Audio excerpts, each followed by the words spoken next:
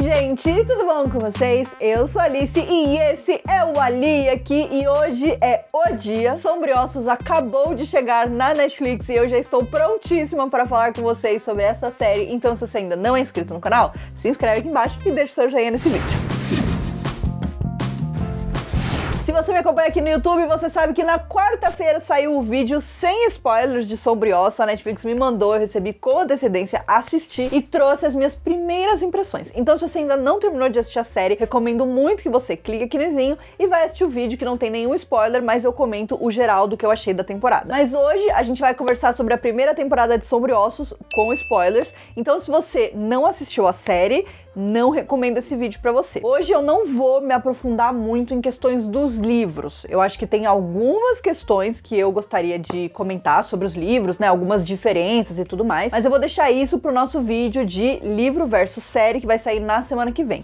Então hoje eu vou me concentrar mais na parte da série mesmo. Vou também tentar evitar dar muitos detalhes dos livros pra quem ainda não leu os livros, não tomar spoiler nenhum, tá? Então vou me focar realmente nos acontecimentos da série e aí depois a gente vai conversando e vamos continuar falando sobre esse universo porque eu estou muitíssimo animada. Eu acho que a primeira coisa que a gente precisa falar é a forma com que o Eric Heisserer, que é o showrunner da série, uniu a história de Sombriossos com a história de Six of Crows. A gente ainda não tem todos os personagens de Six of Crows, mas a gente tem uma boa base, né? Como o próprio Eric e a própria Lee falaram, a ideia da série é que ela seja o número 0, né? Uma prequel, ou seja, uma história que vem antes dos acontecimentos de Six of Crows. Assistindo, assim, a temporada inteira e olhando de longe, já tendo lido o primeiro livro e estando a caminho de terminar o segundo livro de Six of Crows, eu acho que eles vão seguir por um caminho bem diferente. Eu não vejo como é que eles vão incluir, por enquanto, a história do primeiro livro. Eu tenho a impressão de que eles podem, inclusive, passar direto para a história do segundo livro em parte. Mas isso a gente também vai discutir mais no livro versus série na semana que vem. Eu acho que ficou bem óbvio desde o começo, né, e acho que era uma saída bem clara. A ideia é que os Crows, ou seja, né, o nosso grupo de personagens que vem de Ketterdam, que é essa outra cidade dentro do universo, fosse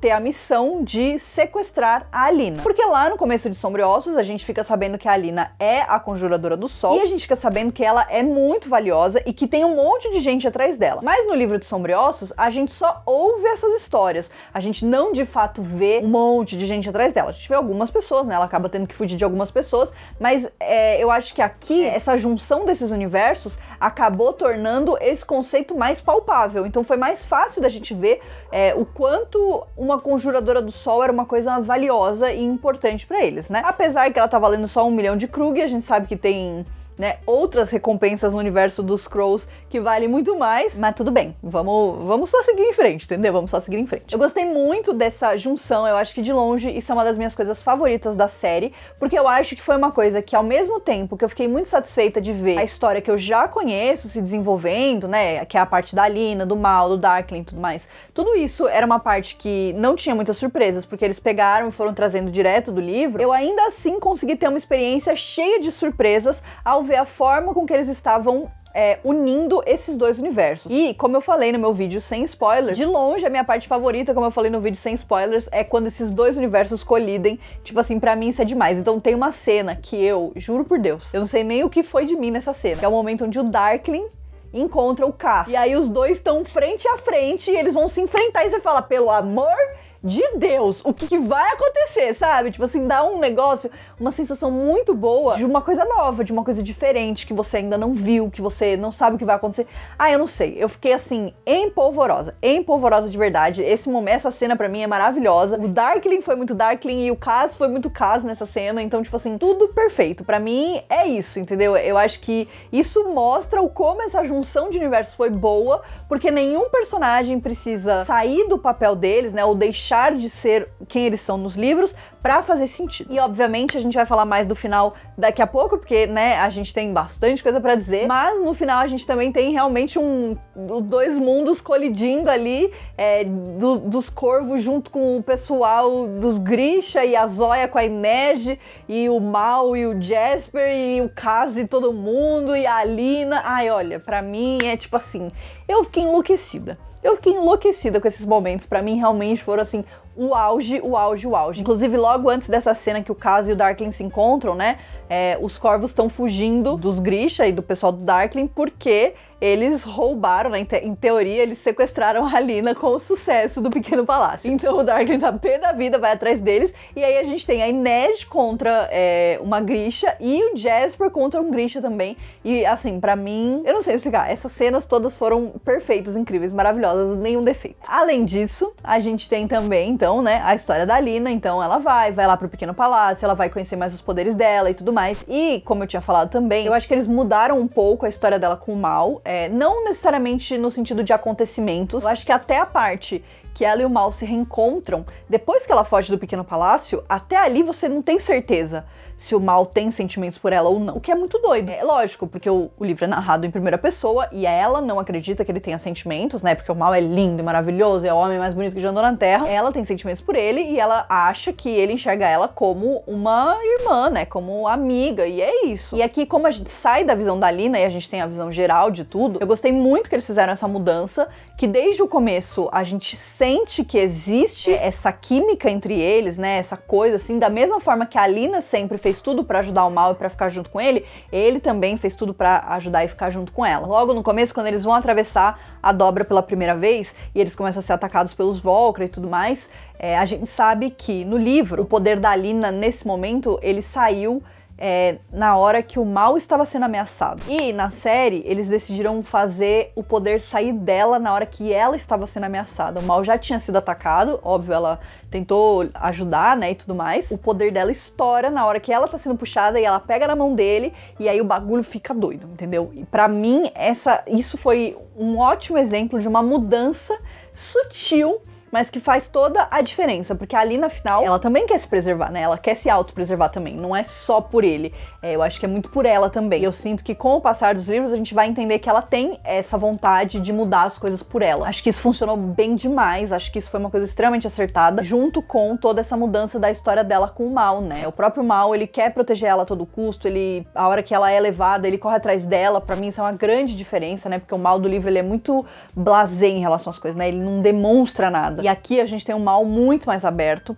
Eu acho que a química da Jessie com o Art, perfeita, icônica, tudo. Os dois são muito bons juntos, acho que eles funcionam perfeitamente. Inclusive, fiquei sim sentindo falta de um beijinho, entendeu? Não teve o meu beijinho Malina, mas tudo bem. Dito tudo isso, algumas coisas que eu acho que poderiam ter sido melhor trabalhadas dentro dessa história. A primeira delas é o ritmo. Eu falei isso no meu vídeo sem spoilers também, eu acho que a série teria se beneficiado demais se tivesse mais 2 episódios. Que 10 episódios seria o suficiente pra contar essa história, porque eu sinto que com tantos elementos adicionados, com tantas visões diferentes, né, que a gente tinha pra ver a história sendo contada de pontos de vista diferentes, a história da Alina, eu sinto que fica em segundo plano em muitos momentos. Querendo ou não, ela é a nossa protagonista, mas não necessariamente só porque ela é a protagonista, mas também porque o fato dela ser a Conjuradora do Sol é muito importante para aquela história. Eles não dão tanto pra gente essa chance de entender qual que é o impacto dessa pessoa dentro da comunidade dos Grisha, né? Então uma coisa que eu senti muita falta foi ela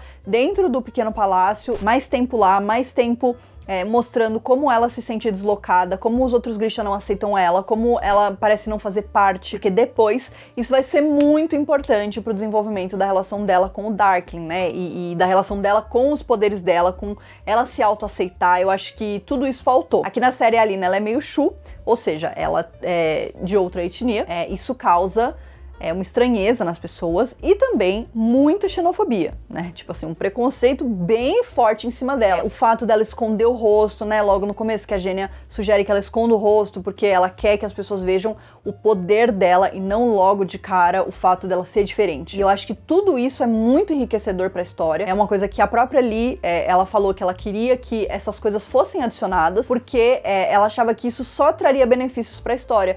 Mesmo que a história tenha várias discussões, várias questões, seja um livro surpreendentemente inclusivo, em alguns aspectos, a gente ainda assim tinha uma protagonista que era simplesmente branca. Isso é muito bom pra história. Muito, muito, muito, muito bom pra história. A Jessie Meilin, ela é, tipo, fantástica de Alina. Eu não consigo imaginar outra pessoa de Alina. Pra mim, a Alina é ela. Então eu acho que a escolha foi excelente, mas eu acho que tudo isso acaba se perdendo um pouco. Eu acho que é tudo muito rápido. O treinamento, as ordens dos Grisha, inclusive. Tipo, acho que a gente poderia ter se aprofundado aprofundado mais, porque até então a Alina é uma pessoa que ficou muito afastada desse universo dos Grisha, e aí ela é colocada lá, então tem que explicar algumas coisas pra ela. Então acho que esse teria sido um momento muito bom pra eles fazerem isso, e eu senti muita falta disso. Então eu acho que essa é uma parte que poderia ter se beneficiado de ter mais tempo e de, enfim, ter mais história voltada pra isso. Apesar disso, a gente tem alguns outros pontos de vista que são muito legais. Eu gostei muito de ver a jornada do Mal, enquanto ele tá procurando o servo, né, que é o negócio que eles estão querendo encontrar, que, enfim, o Darkling quer encontrar e tudo mais. Gostei, porque isso foi uma coisa que a gente só ouve falar no livro, mas, ao mesmo tempo, eu sinto que eles não se aprofundaram o suficiente em alguns conceitos que eram importantes. Eu tive a impressão de que, caso você não tenha lido o livro, você não vai entender qual que é o conceito do amplificador, que é o chifre do servo que eles colocam na Alina depois. Uma outra coisa que eu achei, que essa parte eu achei legal, tem a ver também com esse amplificador, né? Lá no final, depois de tudo que acontece e tudo mais, ele coloca o amplificador e ele é diferente do livro. No livro eles fazem um colar e o colar fica no pescoço dela. Aqui na série, o corpo dela absorve esse amplificador a partir do momento que ela entende que ela pode controlar esse poder, né? Que esse poder não é do Darkling, esse poder é dela. É só ela puxar esse poder pra ela. Eu acho que essa é uma virada de chave muito importante pra personagem, e eu gostei que eles adicionaram um elemento visual pra explicar isso, né? Então, quando ele tava do lado de fora, daquele jeito meio grotesco, aquilo ali era o poder do Darkling, né? Era a influência do Darkling. E a partir do momento que ela tá lá na dobra e ela entende que aquele poder é dela, pra ela controlar, e ela absorve aquilo, eu acho que é muito poderoso essa cena. Mas ainda assim, eu sinto que faltou a base. Eu acho que os últimos episódios são muito bons. Tipo, principalmente o 7 e o 8, eles são episódios excelentes do começo ao fim. Mas eu acho que a gente podia ter uma base um pouco maior, porque esse é um universo complexo e eu sinto que eles não explicam direito. Uma coisa que eu gostei é que a gente tem a origem do Darkling, né? Então, também nos livros a gente ouve falar da origem dele, mas aqui a gente tem o que aconteceu? Como é que eu vou odiar esse homem se ele tem o rosto do Ben Barnes? Entendeu? Não tem como. Mentira, tem sim, porque o Darkling é insuportável, nojento, manipulador, enfim, ele é horrível. Ele é um vilão excelente, mas ele é horrível. Mas assim, o Ben Barnes realmente entendeu o personagem, a gente sabe que ele é super, ele tá super investido no universo, ele é super fã, tipo assim, é muito legal ver isso, e isso reflete demais no personagem que ele entrega. Essa cena dele criando a dobra me dá arrepio de tão foda que foi essa cena. Putz, gente, nossa, foi tudo. Nessa hora eu tava gritando, eu falava, meu Deus, é isso! É isso, gente, sério. Eu fiquei enlouquecida.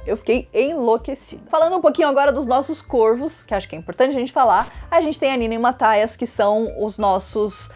o nosso casal que acaba ficando afastado. Eu gostei muito das cenas deles, eu achei que é conectado o suficiente com a história principal. Entendo que não era o objetivo focar neles, mas era importante contar essa história, e eu acho que ela enriquece muito no sentido da gente entender mais sobre outras coisas que acontecem ali naquela região, né, em relação aos Grisha e tudo mais. Tanto o preconceito, esse fato dos Fjerdan, né, dos Fjerdanos serem esse povo que quer matar os Grisha, né, que tem esse exército, que é o Druskelli, que é um exército voltado para caçar e julgar os Grishas, os bruxos, né, e as bruxas. Acho que tudo isso é muito interessante.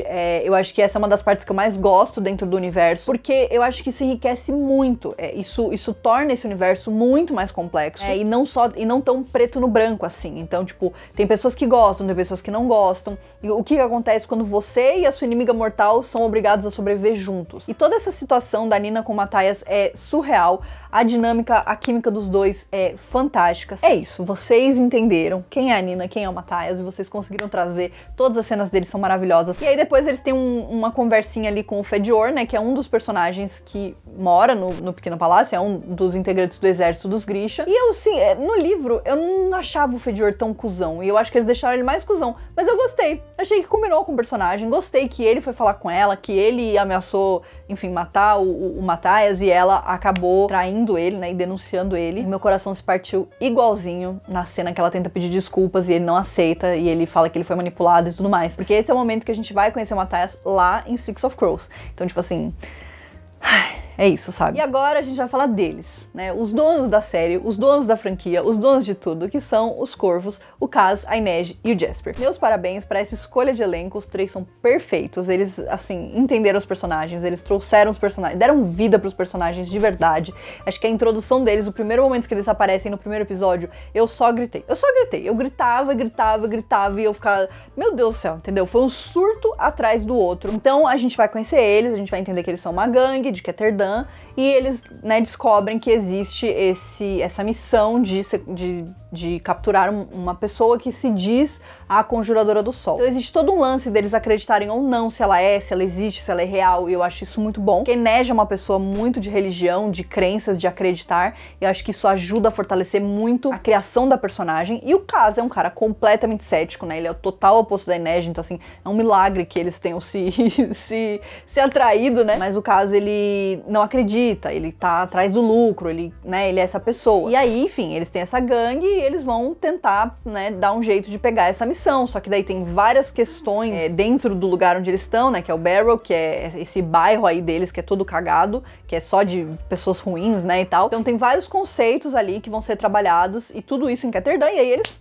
né, picam a mula, vão pra fora, e aí eles vão atravessar a dobra, que pra mim já foi também um momento, a cena deles atravessando a dobra, eu assim, tudo pra mim. O Jasper com a cabra, depois o Jasper atirando nos Volcra, meu Deus, é sobre isso, entendeu? É sobre isso. E aí também, de novo, todas essas outras cenas que eu falei que eles encontram o Darkling, os Grisha e lutam e não sei o que, pra mim tudo isso é perfeito. Mas, agora a gente vai falar de algo que eu guardo no meu coração e que é difícil pra mim. Amei o Fred de Kaz. Amei o Fred de Kaz, mas eu não acho que o roteiro chegou lá com o personagem. A gente vê um Kaz que ele está no processo de se tornar um dos maiores caras ali dentro do Barrow, né, que é esse bairro deles, só que ele ainda não é o Kaz que a gente conhece em Six of Crows, que já é um cara, tipo, super pica, que, tipo assim, tem sempre os melhores planos, sempre sabe como sair das situações, sempre pensa em tudo, e ele é chamado de, né, Dirty Hands, porque ele não tem medo de sujar as mãos, de fazer as coisas erradas. Primeiro, achei que o Kaz não foi um personagem especialmente violento, em alguns momentos sim, mas logo no começo a gente vê ele apanhando, mas eu sinto que o Kaz, ele tá muito verde, enquanto tanto a Neji quanto o Jasper já estão maduros nos personagens que eles são em Six of Crows. Eu acho que até existe uma distinção bem grande de quem eles são em Six of Crows pra quem eles são em Crooked Kingdom, que é o segundo livro. Eu sinto que o Kaz não é nenhum nem outro. E os dois são. Então eu achei que não encaixou muito bem, né? Tipo, eu entendo que a gente tá vendo um prequel, né, um momento onde seria antes, então seria a construção do personagem, Dirty Hands e tal, mas eles chamam o Kaz de Dirty Hands em determinado momento, então teoricamente ele já tem essa fama dele, né, ele já carrega esse nome, e teve um momento muito específico que eu fiquei muito irritada, que é o momento onde eles estão tentando entrar no Little Palace, né, então eles precisam de um plano.